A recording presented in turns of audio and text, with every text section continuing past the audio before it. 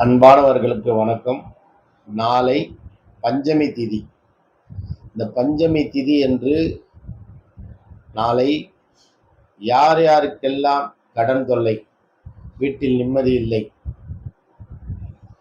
உடல் சுகமில்லை, தொடர்ந்து ஒருவர் மாற்றி ஒருவருக்கு உடல் ஜனம் சரியில்லாமல் இருப்பது, வீட்டில் இருக்கும் ஜீவன்கள் கோழி, ஆடு, மாடு, நாய் போன்றவை தொடர்ந்து இறப்பது, தீராத பஞ்சம், வீட்டில் உணவுக்கு தேவையான பொருட்கள் கூட இல்லாத ஒரு நிலை, செய்வினை, முன் ஜென்ம வினை, கர்ம வினை, எதிரிகள் தொல்லை, மன குழப்பம், நஷ்டம், இவை அனைத்தும் தீர்ந்திட பஞ்சமி திதி என்று வராகைக்கு யாகம் செய்ய உள்ளோம். வேண்டுபவர்கள் இந்த காணொளிக்கு கீழே நமது மொபைல் நம்பர் இருக்கும், அதில் பதிவு செய்தீங்கன்னா உங்கள் பேர், உங்கள் ராசி, உங்கள் நட்சத்திரம், இல்லை பிறந்த தேதி, மாதம், வருஷம், டைம், பிறந்த ஊர் கொடுத்தீங்கன்னா நாங்களே எங்களது ஜோதிட ஆப்லேயே பார்த்து உங்களுக்கு ராசி என்ன, நட்சத்திரம் என்ன, கர்ணநாதனை ஆக்டிவேட் செய்தால் காரியம் சித்தியாகும். திதியை பார்த்து தெரிந்து கொண்டு திதிக்கு நாம் செய்ய வேண்டியதை செய்தால் நம் விதி மாறும். ராசி, நட்சத்திரம், லக்னம், கர்ணநாதன், திதி, யோகம் போன்றவைகளை தெரிந்து கொண்டால் நமது வாழ்க்கை வளமாகும்.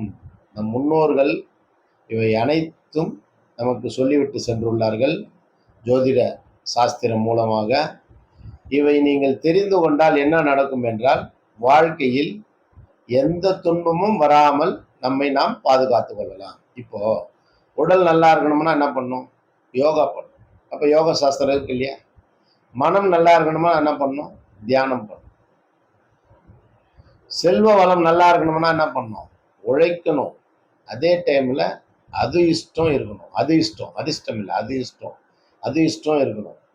அப்போது சில நேரங்களில், சில சூட்சும நேரங்களில் செவ்வாய்க்கிழமை, வெள்ளிக்கிழமை, செவ்வாய்க்கிழமை துர்கை அம்மனுக்கு, வெள்ளிக்கிழமை சுக்கிர ஓரையில் சுக்கிர பகவானுக்கு, உலகத்தில் உள்ள அனைத்து மக்களுக்கும் இந்த காணொளி சமர்ப்பணம். என்னவென்றால், ஒரு ஜாதகனுக்கு சுக்கிரன் நல்லபடியாக ஆட்சியாகவோ உச்சமாகவோ இருந்தால் அவன் வாழ்க்கை எப்படி இருக்குன்னா சொர்க்கமாக இருக்கும். ஆக வெள்ளிக்கிழமைகளில் சுக்கிர பகவானுக்கு சர்க்கரை, கல்கண்டு, பால், தயிர், வெள்ளை மொச்சை, வெள்ளை துணி போன்றவைகள்லாம் போட்டு யாகம் பண்ணி உங்கள் பேரை சொல்லி, உங்கள் நட்சத்திரத்தை சொல்லி, சுக்கிரனின் நாமத்தை படித்து யாகம் செய்தோம் என்றால் கண்டிப்பாக நமக்கு செல்வ வளம், அனைத்து வளங்களும் வந்து சேருவது உறுதி.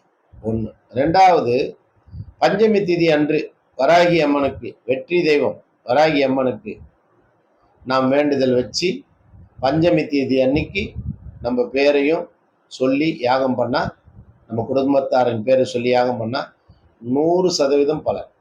இது எப்படின்னு கேட்டிங்கன்னா, யாகத்தோட கான்செப்ட் என்னன்னா, மூலிகைகள், யாக குச்சி, பால்மர குச்சி, வரட்டி, நெய், நம் வேண்டுதல், பஞ்சகாவிய மூலிகைகள், வேப்பிலை, அருகம்புல், வெண்கடுகு, துளசி, வில்வம், இது போன்ற மூலிகைகளையும் நவதானியங்களையும் ஒன்றாக கலந்து பூர்ணாகதி கொப்பரை தேங்காயோட பழங்களையும் சேர்த்து யாகம் செய்து, நாம் அந்த யாகத்தின் மூலமாக புறப்படுகின்ற புகை 11 கிலோமீட்டர் வான்காந்தத்தில் கலந்து அண்டத்தோடு சேர்ந்து, பிரபஞ்சத்தோடு சேர்ந்து நம் தேவைகளை யாவும் எதுவாக இருந்தாலும் நிறைவேற்றி தரும். இது வேதங்களில் கூறப்பட்டுள்ளது. இதை நீங்கள் தொடர்ந்து செய்து வர உங்களது அத்தனை பிரச்சனைகளையும் தீரும். அத்தனை பிரச்சனைகளும் தீர்த்து வைக்கும் இந்த யாகம். நமது ஆசிரமத்தில் பல ஆயிரம் பேருக்கு இது போல செய்துள்ளோம், தொடர்ந்து செய்கிறோம். காரணம், வெற்றி பெற்றால் மட்டும்தான் மீண்டும் மீண்டும் வருவார்கள். தோல்வி என்றால் கண்டு கூட மாட்டாங்க.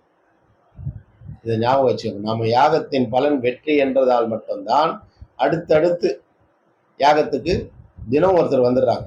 இதுக்கு காரணமே அவங்க வேண்டுதல் நிறைவேறுது. அவ்வளோதான். நன்றி. உங்களுக்கும் தேவைப்பட்டால், இது விளம்பரம் அல்ல,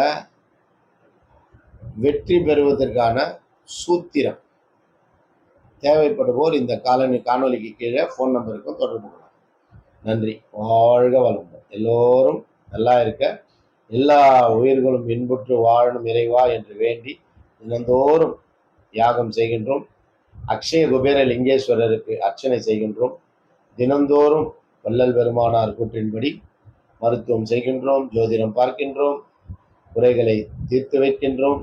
அன்னதானம், வயிற்றுக்கு பசி அன்னதானம் செய்கின்றோம். வயிற்று பசிக்கு, ஞான பசிக்கு யோக ரீதியாகவும் தியான ரீதியாகவும் தீர்வு வழங்குகிறோம்.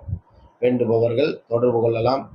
சில பேர் சேவைக்கு வரணும்னு நினச்சா கூட வரலாம். வந்து இங்கே தங்கியிருந்து சாப்பாடு, துணிமணி, தங்குற இடம், செலவுக்கு காசு போன்றவையெல்லாம் தந்து உங்களை ஊக்குவித்து உங்களையும் ஞானப்பாதையில் அழைத்து செல்ல நாங்கள் தயாராக இருக்கிறோம். வாருங்கள்.